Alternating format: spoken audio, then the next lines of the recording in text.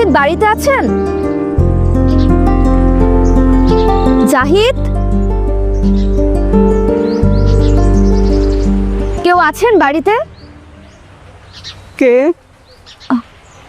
আসসালামু আলাইকুম। ওয়ালাইকুম আসসালাম। আপনি মোনা? জি। আপনি? আমি জাহিদের নানি হই। ওর নানি আর আমি আপনার দুই বোন। আচ্ছা, জাহিদ কি বাড়িতে নেই? না, ও বাড়িতে নাই। তো আপনি যে আসবেন ওইটা আমার বলে গেছে। উনি জানতেন আমি আসবো? সেই রকমই তো বলে গেল। আপনি বসেন। না না, আমি বসবো না। আমি আসলে ওনার একটা জিনিস ফেরত দিতে এসেছিলাম। আচ্ছা, ওনার মা কি বাড়িতে আছেন? ওর মা থাকবো কেমনে? ওর মা তো সেই করোনা ব্যারামের সময় মরে গেছে। জি।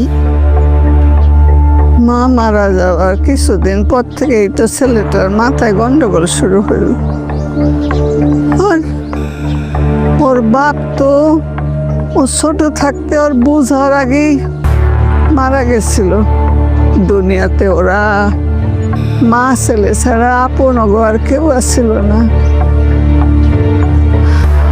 অনেক মা ভক্ত ছিল ছেলেটা। এত বড় ছেলে তাও মায়ের হাত ছাড়া ভাত খাইতে পারে না। মায়ের জড়াইয়া না তোরা ঘুমাইতে পারে না। প্রতিদিন মায়ের পা ধুইয়া দিত নিজ হাতে। আর কইতো জাপানে নাকি স্কুলে বাচ্চাদেরকে এইভাবে মায়ের সম্মান করা শিখায়।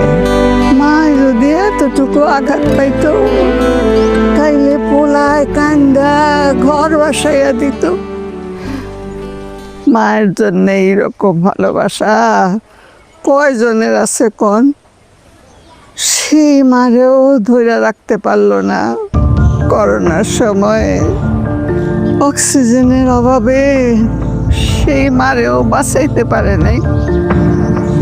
এরপর একদিন সকালে উঠে দেখি ওই গাছ আছে না ওইখানে মোটা একটা, ওই গাছের সঙ্গে একলা একলা কথা কইতেছে। আমি কাছে গিয়ে শোনার চেষ্টা করলাম। কয় কি, এই গাছ তোমরা যে মানুষের এত ফিরে ফিরে অক্সিজেন দাও, মানুষ কি তোমাদের দাম দেয়?